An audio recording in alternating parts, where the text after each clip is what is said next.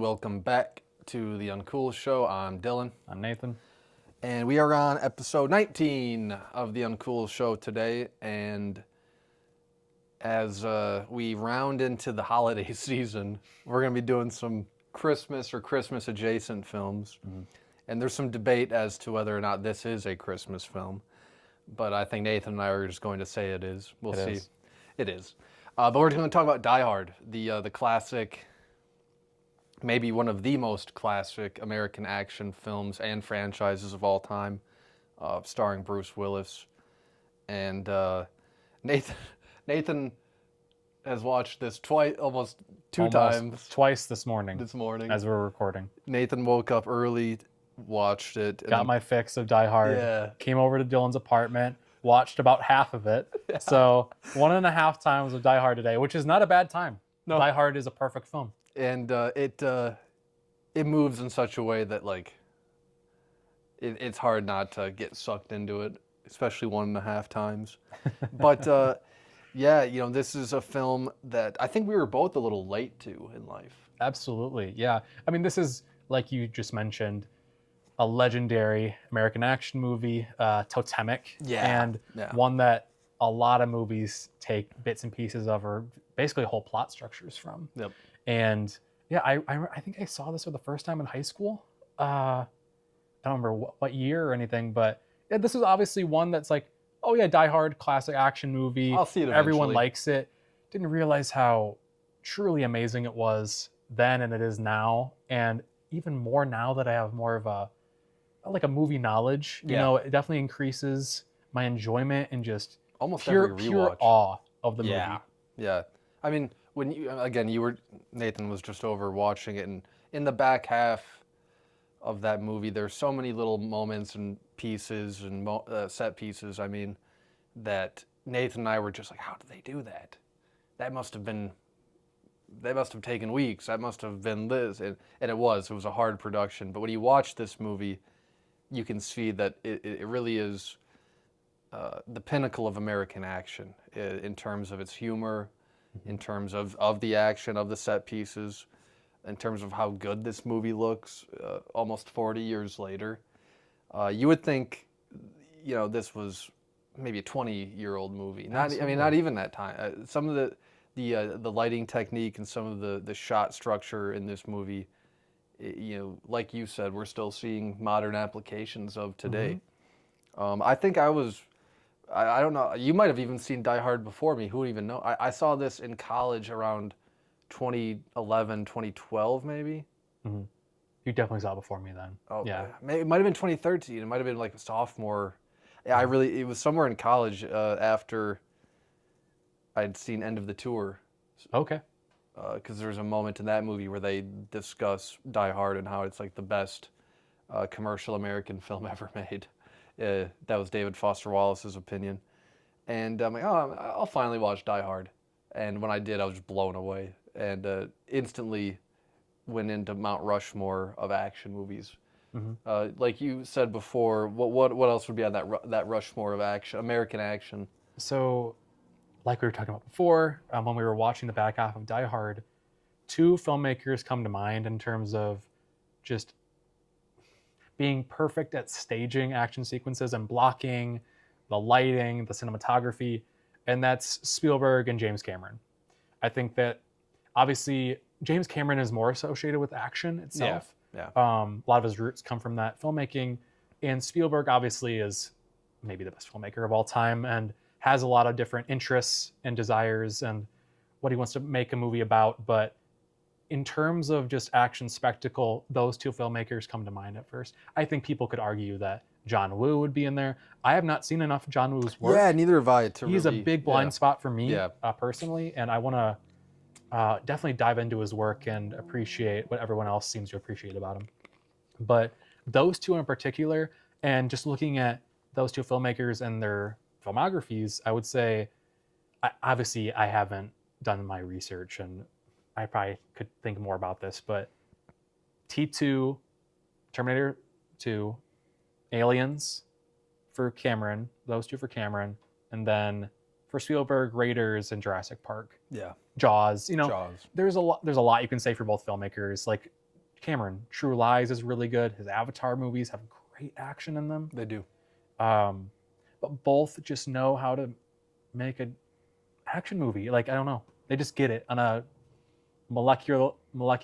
I can't say that word, but on that level, you know. And for the director of this film, John McTiernan, to be on that level, even if it was just for a couple of movies, really, is really impressive. Again, when you watch this movie, you think you're watching one of those super, not more well-known directors. You know, you would think this could have been a Spielberg directed movie. This could have been a Cameron directed movie. And it's kind of a shame that John's career didn't have the same type of attention put towards it. I mean, I was saying to you before, I mean, this is the man who also directed Predator, another legendary action movie, Hunt for Red October, which is fantastic. Die Hard 3, Die Hard with a Vengeance. What about after the Die Hard? After the 90s, his career really sank. Yeah. And I don't know if you knew this, but he actually went to prison for some time due to like a fraud scandal. I did not know that about him. That'll definitely end your career. I think he directed a movie somewhat recently, but got obviously no fanfare, and it was super low budget. Might have been directed DVD, or either he might be planning on making it, or I don't think it's ever going to work out. Yeah. But through the 80s and 90s, this man was at the he was up there for sure. Action filmmaking, commercial fare, you know. I had forgotten about Hunt for Red October. I remember that he was, but yeah, Hunt for Red October is a great film. Last Action Hero is a lot of fun. Yeah. So he has his movies for sure. But to me, this is definitely his strongest film that I've seen. This is directed and crafted with such care and attention to detail in a movie where, action movies aren't usually smart, or at least they weren't before Die Hard. There really wasn't a whole lot of characterization. There wasn't a lot of humanity. There wasn't a lot of human interaction other than like moments with the villain, or that the hero saves somebody by leaping out of a window. But there wasn't a lot of dialogue. Not a lot of depth to these characters. John is a pretty deep character, even when you're not given a whole lot about his backstory. The underbelly of the film is his relationship with his wife that is struggling, and she's become successful and she moved to LA. He stayed back in New York. And that strain really works in this movie. It helps elevate the movie, make it more human, makes it more relatable. You weren't really getting a whole lot of that in action movies, or if you were, it wasn't pulled off very well. And I think that the relationship between John and Holly really works. It's the backbone of the movie. Yeah. You know, that's the whole reason why John is coming to LA to go to the, the Nakatomi Plaza, try to win her back. Right. And seeing his kids for Christmas. And I mean, he's this grizzled New York police officer who's coming, and obviously he's like a fish out of water. And that's definitely what the whole opening sequence is about, when he is on the plane and gets off the plane and notices certain people and observes things and it also sets up when he's talking to himself. He's like, California. He's having a hard time acclimating. Observational character, which obviously lends itself to how intelligent he is in navigating all of all Gruber's plans, you know, and how to thwart them. He, and by he I mean Bruce Willis, had such a crazy career, and before this we were discussing a little bit, he was a TV guy before this, and they really took a chance on him. This role was turned down by Stallone. It was turned down by Schwarzenegger, thankfully, in my opinion. I believe it was turned down by like Sean Connery and other pretty well-known, bigger names, bankable, bigger names. But the studio didn't have a lot of faith in pre-production. They weren't too happy with how things were going, and they kind of took a shot on Bruce. Maybe save a little coin, try to But Bruce was still very well paid for this movie. He made $5 million on this movie, which was a very big deal at the time. A big bet to take on a sitcom star. Yeah, for sure. I've never seen Bruce Willis's sitcom work, but you can definitely see what got him the role of John. He's very clever. The character of John has a very fun sense of humor. Is usually attacking these tough moments by making jokes. I mean, even when he's taking the glass out of his foot, he's making little cracks and trying to keep it moving, you know. And you can see a little bit of Bruce's comedic timing and his comedic brilliance there. But setting up everything that happens in this movie, you know, like you said, he goes to California. He meets with his driver, Argyle, played by Devereaux White, who's a fun supporting character. And that's something we can really talk about. Die Hard, yes, it works mainly because of the script and the direction and, you know, Bruce carrying it, but what a supporting cast, you know? All character actors that you're familiar with for the most part, either when they did their work in the 80s or 90s, you know, that time frame, this movie is chock full of people that you'd see in Reginald VelJohnson in Family Matters to now I'm forgetting the principal in the Breakfast Club. Yeah. That's kind of what he's known as. Paul Gleason. Paul Gleason. Yep. And it's just full. Besides Willis and Rickman, this movie is really made up of like character actors. Good, really solid character actors. Yeah. Bonnie Bedelia. Bedelia, who plays Holly, is great. Whoever the actor is who plays the cocaine user. Hart Bachner. That's his name. Hart Bachner. Yeah, I don't know if I would have to really go through his IMDb, and I meant to actually right before, but we didn't. He's kind of like the sixth man of this movie for sure. Just chews the scenery. He's definitely eaten, and he works. But yeah, almost every time a new character is introduced, other than a couple of the terrorists who are just blank slates. But even like the hacker, like he's not like. Every time a little ancillary character comes in, like you can tell they were crafted, and there was like a lot of attention put into it. Even the TV reporters and the people in the TV newsroom who are sick of the anchor. There's just all these tiny little moments that really ground the movie and really elevate the movie into the impressive feat that it is. I mean, there's a lot. It's very playful. All the performances are very playful and they have a sense of personality. Like you said, even if that is just for like a 10-second time frame, they're having a lot of fun. And that's a credit to McTiernan's directing style, most likely, because you could probably see McTiernan putting a lot of his focus on the action sequences himself and the staging and the blocking, but just telling the actors, like, guys, just have fun with it. Don't take yourself too seriously. We'll figure it out. Yep. Yeah. This movie, I hinted at it right in the beginning, has like the Christmas movie reputation. Some people say it's a Christmas movie. Some people just say it's a movie that happens to take place at Christmas. I mean, a lot of the score of this movie is Christmas music. A lot of even like orchestral scores taking little beats from Christmas songs. Yep. To me, it might not have like Christmas themes, so to speak, but just family. I think like that mainly has, like you said, like the needle drops are all Christmas related. The score itself there's a great piece of the score in like these really tense scenes where like the bells are ringing. Yes, Christmas bells. Yep. I don't know. Like you said, I think I consider this definitely a Christmas movie. Yeah.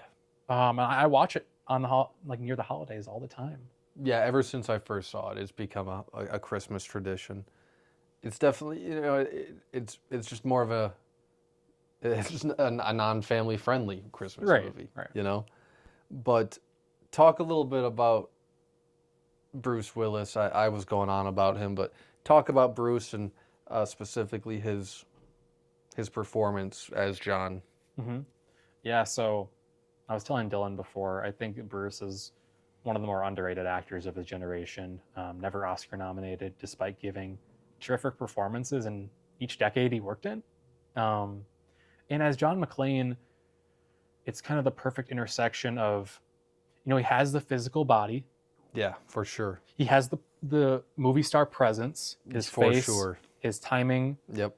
But it's really his charisma, and like you said before, his comedic timing that really makes this work. And he also, it feels like before every single sequence, he had to go like run a mile. Oh, he's yeah. all like, he's so jacked up and He's out of always breath, jacked up. Yep. out of breath, but still in control of the situation, which is a testament to just his acting style for that time. You know, he's one of the more credible action leading men, because For sure. not only can he, like I said before, has the presence and has The physicality. he's also a terrific actor. And he's got the street smarts as John. Yeah, that's where like a lot of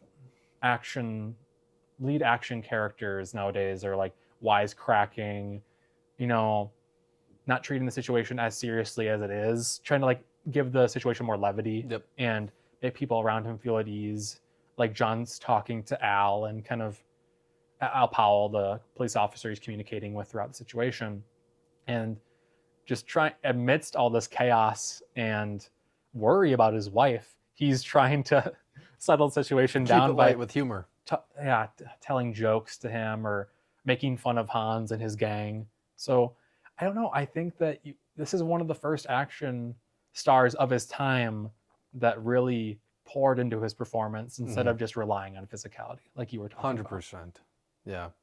And again, it's just a testament to not only Bruce, but like that choice to put that faith in a pretty relatively unknown guy, as we talked about before. And clearly it paid off, as, you know, Die Hard not only became a really crazy word of mouth sensation that, you know, eventually led into a franchise, but it really has stood the test of time and impacted action filmmaking forever. We talked a little bit about Bruce. You really can't talk about Die Hard without talking about Hans Gruber, who is one of the biggest villains in American film, even outside of action. He's just like instantly recognizable. Alan Rickman, you know, one of the best actors of his generation. You know, unfortunately, kind of got, you know, because he's known for Snape, and that's a great thing. But think of all the roles we could have seen him do in that time period where he was just tied to that franchise. And again, nobody else, you know, could have and should have been Snape in that iteration of the franchise. But man, Rickman, you know, every time I watch him in anything, it's just like, oh, I need to find another Alan Rickman movie to dive into, because he was just such a force.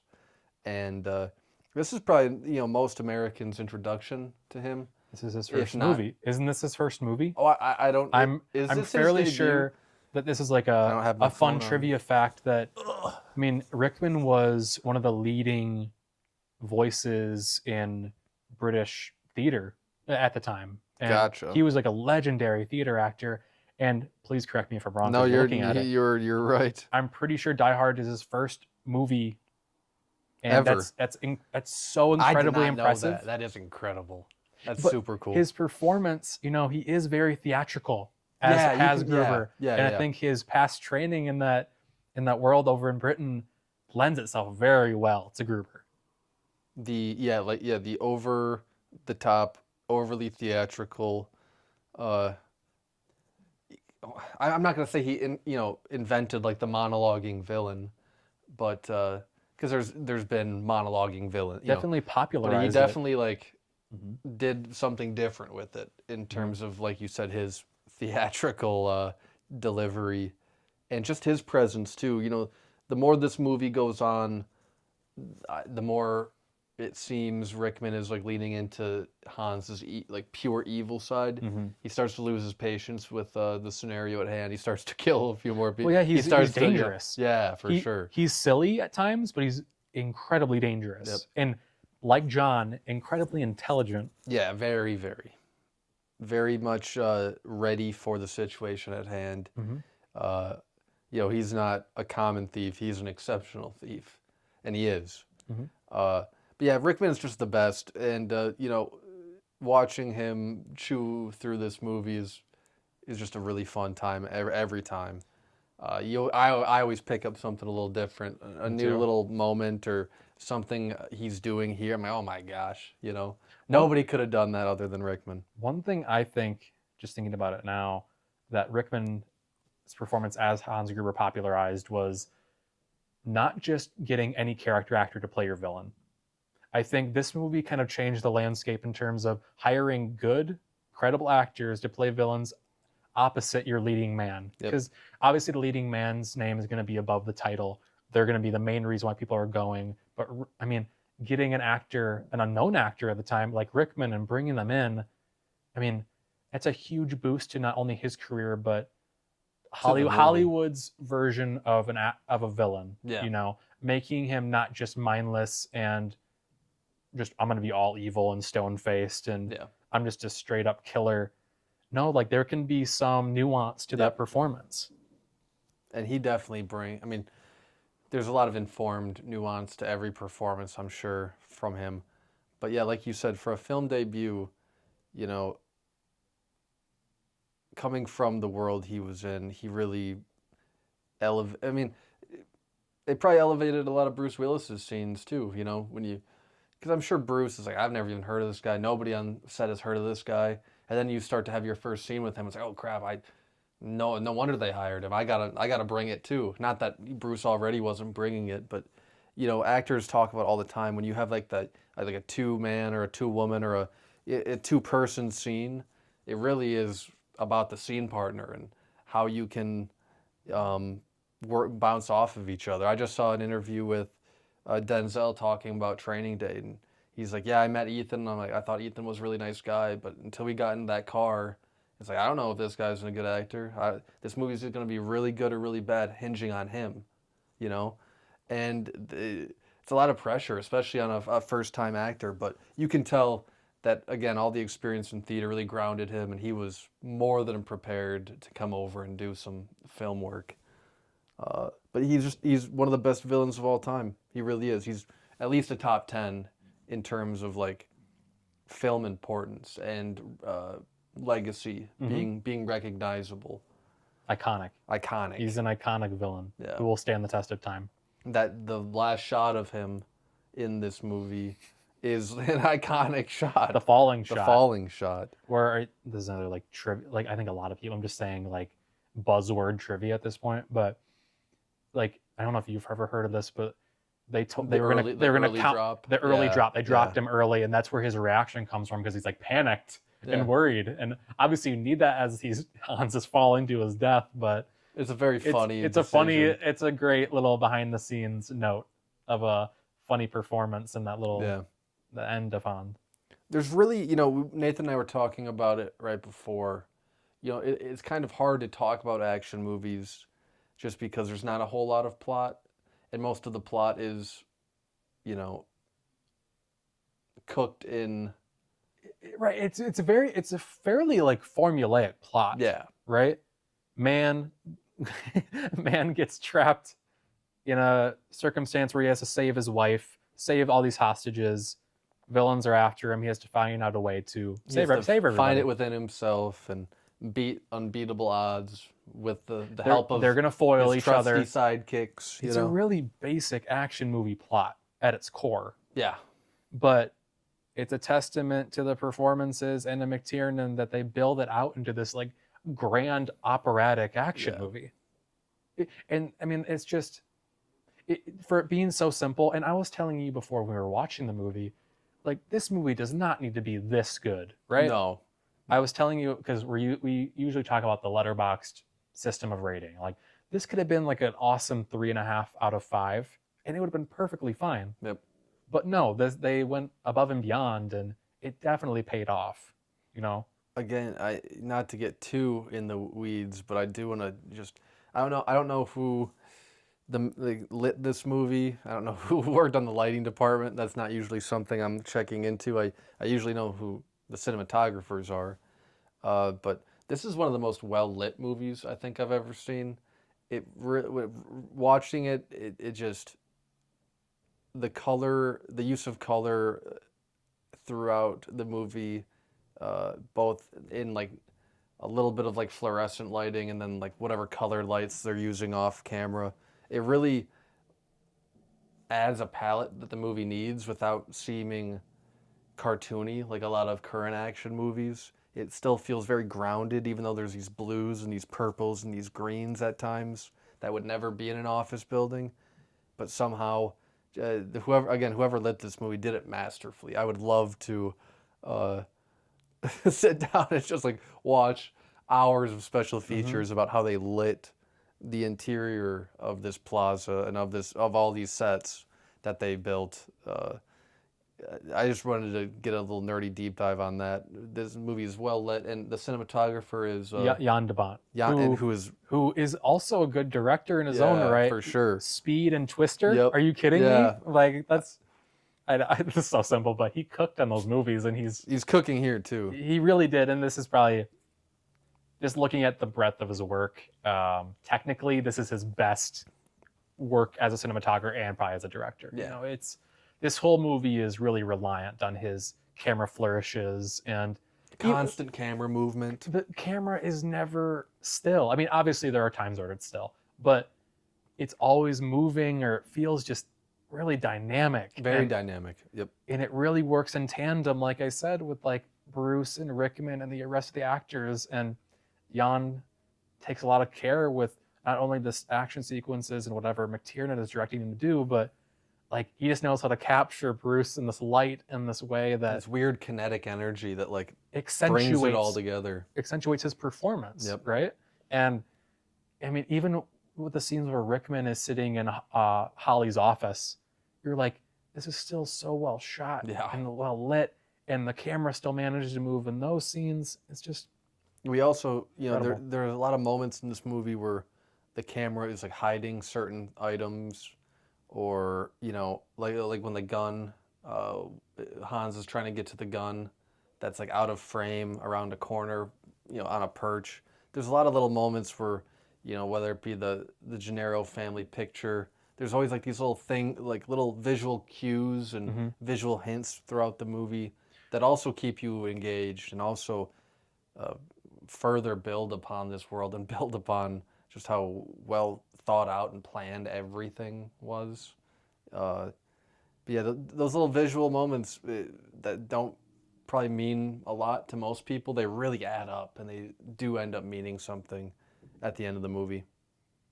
Not a frame is wasted in this movie. It's so precise, even though there's so much chaos erupting, which is a really delicate balancing act from McTiernan and company. It really feels structured, but it feels very organic, and like anything could happen to John at any moment. Yep. John isn't this indestructible Stallone Schwarzenegger type. Nope. He's very fallible, very human. He's bleeding throughout most of the back half. He gets punched.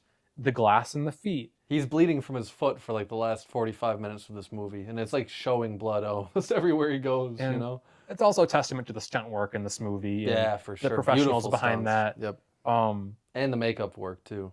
Yeah, and Willis is very credible as this leading man, like we were talking about, but he takes a beating in this movie, and he feels it. And throughout the course of the movie, when he's running everywhere, he's getting dirtier, sweatier, bloodier. He's cut up more. He has his tank top all ripped up and dirty, and then he eventually takes that off for the final sequence. Because he uses his shirt to wrap up his foot. Right, exactly. And really quick, touching on that scene where he's wrapping up his foot, that's one of the better acted scenes in the movie, and Willis is really cooking there, where he's, he calls up Al, and he's like, I have a feeling that this might be the end of me. If something happens, I need you to tell Holly I'm sorry and I love her, and I should have supported her more. And Bruce is trying not to, not Bruce. John is trying not to break into tears throughout the whole scene, and it's just really cool work. And again, like I mentioned to you right before, and you just touched on, that wasn't something you saw in action movies, like a man like crying about his wife, or on the verge of crying about his wife because he made a mistake. Like that's just very untouched territory, and that really, really makes Die Hard even more special. It's just like, yeah, this is a really like badass guy, but he's he's also made mistakes in his marriage and he wants to make it better and he feels awful about it and he's okay expressing his emotions to another dude on the phone. It's like very untouched territory for 88, you know?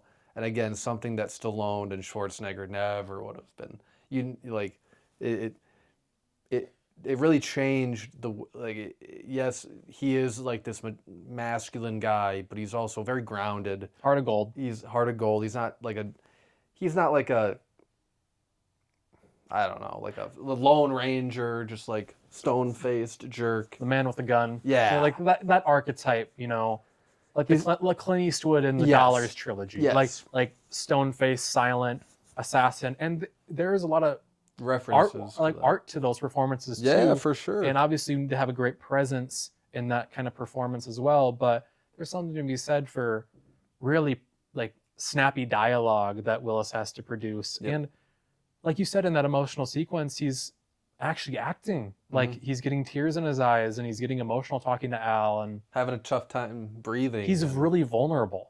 Super vulnerable. He's a vulnerable character, even though he projects this ultra confident masculinity. Exactly. Yeah. And again, there's a lot of references to like cowboys and John Wayne, and Hans is always referring to him as like a cowboy, and there's like the famous Yippee line. He tells Al to call him Roy Rogers. Yep. And like you said while we were watching it, this movie kind of like cements the American action heroes. Like you can be a little different. A hero can have emotional vulnerability and emotional core to him. Not that there hadn't been American heroes with love interests or fighting for your love, but in like a straight action movie like this, usually all of that is thrown to the window. So it's secondary to the action, and of course it somewhat is in this movie too. This movie's supposed to be an bombastic and it is really entertaining and thrilling. But like we were talking about, this isn't your mom and dad's John Wayne movie. Not even like a Clint Eastwood movie. Clint Eastwood, God love him, he wasn't the strongest actor. Very stone-faced and it was more about his never presence. Really opened up. It was about his presence, about all those actors' presence. And yeah, this is like one of the first modern action heroes. Yep. It's the birth of that archetype that we still see today. Yep. For better or worse, Yeah, it hasn't always worked out for other filmmakers people can and other try. actors, and because they're not Bruce Willis. Again, with Bruce's health having taken the turn it has, we've been robbed of what could have been and should have been a really cool back half of his career where he maybe would have gotten that Academy Award nomination, maybe a win. But now with Bruce being retired, we have to like go back and really appreciate just how cerebral of a performer he really was and how multifaceted and multi-talented he is and was as a performer. In this movie you see him do funny, sad, touching, loving, do all the action stuff, all like the cocky stuff, all like the fun, sarcastic banter. He's really just stretching all of his muscles all at once, and American cinema is better for having Die Hard with Bruce Willis as opposed to anybody else who they were interested in, and we're better off for having Bruce Willis, been propelled into stardom because of this. There's so many cool roles that like I think he's great in Looper. Even with like the weird digital de-aging they try to attempt there that they shouldn't have done. We were talking about 16 Blocks for Sixth Sense and Unbreakable. His Shyamalan movies. Pulp Fiction. He's great in. There's a lot that we aren't mentioning. Bruce Willis has had an amazing career. The Kid. Yeah, The Kid. I do love The Kid. I'm a big fan of The Kid. A touchstone picture classic. Yep. But he is one of the more underrated actors just of his generation. I think he's a great bankable leading man while also being a really good actor. Yep. It's just a tough combination. And obviously, like you said before, he really stretches himself to put all of himself into this movie. And obviously there were other movies in his career where he needed just to be the the wisecracking cop, or he Yep, needed to be for sure. the dad. Like there was different aspects of his career where he didn't need to use all of his talents. You know, I think that goes for a lot of leading men in his generation.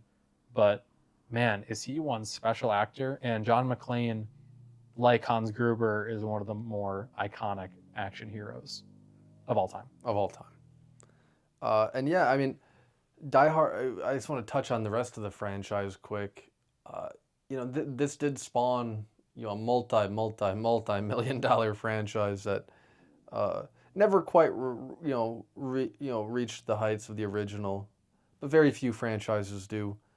But this franchise features really talented actors in it, like Jeremy Irons and Samuel L. Jackson and Justin Long and Timothy Olyphant and uh, a lot of other There's other solid people, character actors, a other lot of good returning character actors from this movie. But Die Hard, unfortunately, is probably done. Yeah, I think it's definitely done. Until there's like a unfortunate reboot eventually. Rebooted it, which no, do not reboot Die Hard. Do not remake Die Hard. Don't even go that direction. I think you're just asking for trouble. And I don't think anyone can match. I know they probably will. No one can match Bruce Willis as McClane. No one can. Don't even try it. Just try to make the new Die Hard. Exactly. We were also talking about that when watching the original. Movie. I think that's unfortunately the product of all these IP franchises, and Die Hard is one of them. Die Hard. I think Die Hard was based off like a novel. So obviously it's not completely original, but aspects of it were, and obviously it was Hollywood's introduction to Bruce and Alan Rickman, and so there is a level of originality baked into the movie itself, and it spawned this giant franchise. But movies should not be trying to like emulate the Die Hard franchise. They need to be emulating the craft involved with Die Hard. Yep. And pouring that into these even the franchises. I think the John Wick franchise has done a really good job maintaining that level of craft throughout their movies. In terms of the action, 100%. The action choreography is really unparalleled. Characterization, not so much. Not so much. But we've really good villains. Never seen anything like John Wick in terms of the action and some of the inventive filmmaking that somebody like Bruce Willis would have just imagine him in one of those movies like in his prime. Action isn't a good space, but Nathan and I were also talking about it. Action is also in this weird time where everything is hyper colored and a lot of like pop music over like slow motion sequences, where these sequences are mainly about the visual, not about anything regarding plot or character. Over-reliance on CGI. Let's just say that too. In this movie, I noticed one bad shot of CGI towards the end when the top of the building explodes and the helicopter shot. That isn't very good, but that's far away. Yeah. This movie is just technically flawless. Yep. And you don't see any strings. You don't see. It's all very. Grounded. It feels very organic and grounded. Organic, for sure. Even though there are these set pieces that feel very Hollywoodized and very like put together, very big and very theatrical, there is a level of reality too, and obviously that's due to McClane and the other characters, but also just due, like we said, to the craft and the lighting, the cinematography, the blocking. Like we're just listing a bunch of like craft buzzwords, but there's not much else you can say. They all add up, and because like the plot really isn't anything wild, but like the craft involved really does elevate it. I mean, again, I brought up Jurassic Park when Nathan and I were talking about this because some of the lighting just reminded me of some of that, like underground in the InGen, bunker, so to speak. Some of that Spielberg magic. Some of that Jimmy Cameron magic. This movie does have a real element of just like whoa to it. It's almost like you can't fully describe it.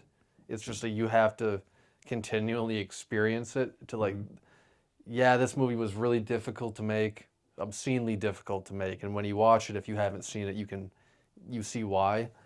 But it all came together in the perfect confluence of almost everything that most audiences worldwide love about film. You know, even if you're not an action person, you saw Die Hard when Die Hard started to get that word of mouth buzz in the late 80s. You know, I mean, this is a massively important work, not just for you and me and a lot of other people, but like in the history of film. And franchises like the Fast and Furious franchise get a lot more attention, you know, but franchises like Die Hard, like, there's something to be learned and respected about the attempt to like put character maybe not first or even 50-50, but like a little closer to I was just gonna say 60-40, you know. Right. I don't think that people necessarily, I think maybe they do, maybe some weirdos pay to see Fast and the Furious for Vin, and they did for Paul Walker and For like sure. Dwayne The Rock Johnson. I think people genuinely paid to see Bruce Willis in Die Hard. Yeah. I think he's that important to the franchise itself. You know, even though the craft is incredibly crucial to Die Hard's success, I think Bruce Willis's performance and John McClane himself drew a lot of box office and a lot of attention to the movie. He's just so cool. Such a cool character. He rests above the franchise, not vice versa. Which is funny, you know, it's like legendary that originally they didn't even want to put Bruce on the poster. They were just going to have the tower. The plaza, yeah. And they're like, nobody knows who this guy looks like. It's not, you know, not why even pay to put him up there. Now it's one of the more iconic film posters of all time. And titles. With him and the tower. Right. Him, Die Hard. That's an amazing title for a movie. It's so simple. And yeah, like the poster is really simple with Bruce's sweating, dirty face right next to the tower. Which is, it really shouldn't work. Yeah, it shouldn't work. It's kind of lazily put together, but it just works. It just does. It's indicative of, well, yeah, definitely a whole different time in filmmaking, but also indicative of like what was to come that like nobody really knew about. You know, I think you could say that a movie like Heat owes a massive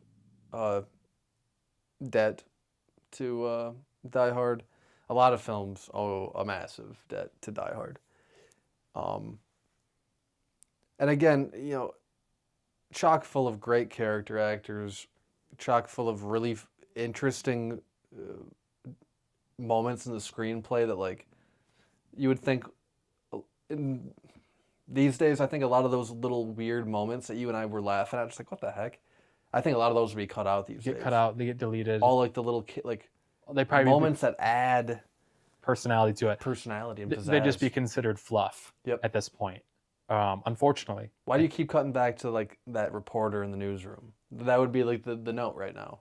Get rid of that character entirely. We don't need that. You know, just what's funny? What's funny about the situation? Yep. And instead it's just like, no, we got to focus on our leads. We got to focus on the action itself. No, there can be some levity to these movies where it's not taking itself too seriously or not seriously at all. Yeah. You know, there's a fine line between that, and this movie rides it. Yep. What, anything else you want to talk about regarding I was going to ask you, is there any particular sequence where you're just like, wow, like any particular sequence you look back on and go, like, I don't know how they did that, or like kind of like your favorite sequence of the movie? I have to think about mine for a second. Yeah, that's really tough. I think the one we just watched, I'll throw this out there. When John is on the roof and that's definitely the craziest set piece. The roof gets blown up and the stunt, John he jumps, but he also gets like propelled off the roof by the blast explosion. Yeah. And then he hooks himself up with the fire hydrant, the fire hydrant, and the hose and everything. He wraps himself around him.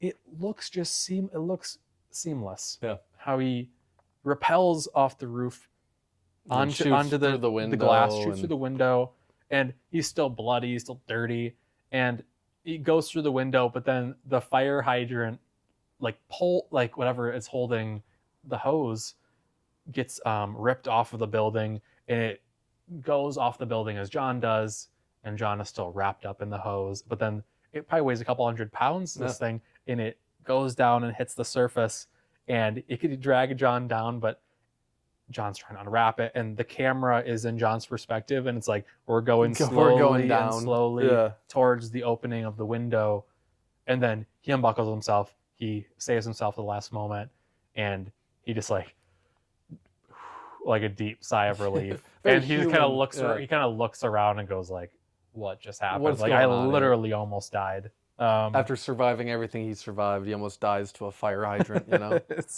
It's just, this movie is so inventive in its action. Yeah. You know? Like we said before, this movie is very... It just moves at a really good pace. And it's really hard to be like, oh, that sequence. When it's more just like that moment, that line of dialogue. Yeah. Like, there's iconic things like, yippee-ki-yay, mother effer. Welcome to the party, pal, which I love. When there's a scene when John needs to get Al Powell's attention. His Al, people called so that, was it John who called? I forgot who calls the police. He doesn't call the police, but he gets on like a radio frequency that's for police, and they gets a hold of the dispatch. They dismiss him as being like a prankster or like a drunk or something. Who even knows? And then Al comes out and is like circling the plaza, and John needs to get his attention through. He throws one of the gang's dead bodies onto the car. And then, welcome to the party, pal. And it's just a great shot of McClane. And I don't like, there's little moments like that where it's just, they're iconic moments for a reason. And it really is hard, even with like explaining the narrative of this movie, like it's pretty cut and dry. You know what I mean? Like you said, there's a guy, his wife is in this building. There's an attack on the building. He wants to make sure he can get to his wife one last time. Yeah, that's it. But I would say, my favorite scene is probably, either the scene in the bathroom that I discussed earlier, or I really do like the first scene where John and Hans meet each other, and they have that tete-a-tete where Hans is pretending to be one of the hostages, and John is pretending to allow him to pretend. It's a very short, maybe like 3-minute sequence, but I just love finally watching these two characters converge after about an hour 15 of flirting with it.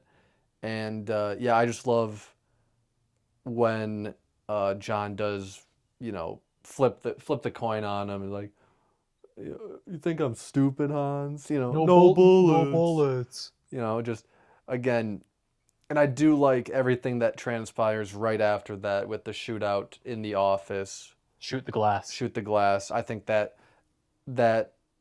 5-minute period of the tete-a-tete and then the shootout is probably my favorite. Totally. My favorite little section. But again, in terms of like the character moment and the performance, it has to be the bathroom scene. It's really, really good from Bruce. And from Al. In his confession that he had discharged his weapon on duty and killed a child. There's some real, a lot of weight to that. There's some real weight to that moment for sure, and I think it's handled pretty well. It doesn't go too deep into it where you're like, okay, this is getting a little simmer down. Yeah. But it flirts with that, but it doesn't go too far. And I really, the bathroom sequence and their first meeting and their last meeting too, the last little showdown right before. That is great. When he has the gun taped to his back. Yes. Oh, that's brilliant. Everything with that is great. We were just watching that scene, and Dylan was like, "Wow, what a shot!" It is like what a shot of Bruce Willis as he's like coming up through the smoke with his like. There's only so many so times. Badass, dude. Right. Like, it's somewhat difficult of a movie to podcast about because there's only so many times you can be like, "It's so cool! Oh my gosh!" It's like it really is, when I've met like guys or I've like talked to like my guy friends or talked to you about guys just really get into Die Hard. If they get Die Hard, it is a very male movie. It's also just like not even with just guys, like it's just one of the best movie entertainments out there. Yeah. It's really hard to even talk about, like the cultural impact of this, and this is probably one of the movies that's been seen the most of what we podcasted about so far. I Yeah. would say we've done a lot of movies that a lot of people have seen, right? Seen for sure. But Die Hard is probably one of the more Very accessible and totemic. For sure. And yeah, like Nathan said, there's definitely only so many times we can be like, it's really cool. That moment when he shot the gun, that was cool. That was cool. It's like venturing into like Chris Farley show territory. You remember when John McClane jumped off the building? Yeah, I mean, that was awesome. You ever see Die Hard? It's pretty cool, you know. Who does he ask that? Like does he ask Jeff Daniels that? He asked Jeff Daniels if he's seen Die Hard yet. Yeah, but you know sometimes a good, you know, commercially accessible movie, that's what it makes you feel like Chris Farley in the Chris Farley show. It's just like, I don't know what else to say about it, but you should watch it. It's cool, it's badass, it's well made, it's well acted. It's a Christmas movie, We'll watch it any time of the year, but it's a great Christmas movie. But yeah, if you haven't seen Die Hard, give it a go, and thanks for tuning in. You know, again, this was kind of a shorter episode, and one there that we weren't so... We can't really dissect it as much as we could other movies. There's not a lot of like underlying themes or a lot of different, you know, choices being made that are really, I don't know, that really puncture society. Yeah, you know what for I mean? sure. Like, for sure. It's just so accessible. Good. It's so good at being accessible. It's very well put. Accessible, seductive commercial entertainment. I mean, it just pulls you in. And there's a lot of commercial entertainment out there. There's not a lot of good, seductive commercial entertainment where you put on a couple frames of it and you're like, holy crap. All right, I'm in. Mm-hmm. You know, if this came on TNT, it's like, this is one of those like Bill Simmons, like, oh, I just tuned in halfway through. I got to watch the rest of it. Just tuned in midway. Mm-hmm. He's just taking the glass out of his foot. Let's keep moving. There's 20 minutes left. There's going to be a lot of cool stuff coming up. We're finishing this movie, kids. We're finishing it. You know? Yeah. But again, thanks for tuning in, and happy holidays, and check out Die Hard. And Nathan and I have a very special movie planned. coming on next. Yeah. So thank you again.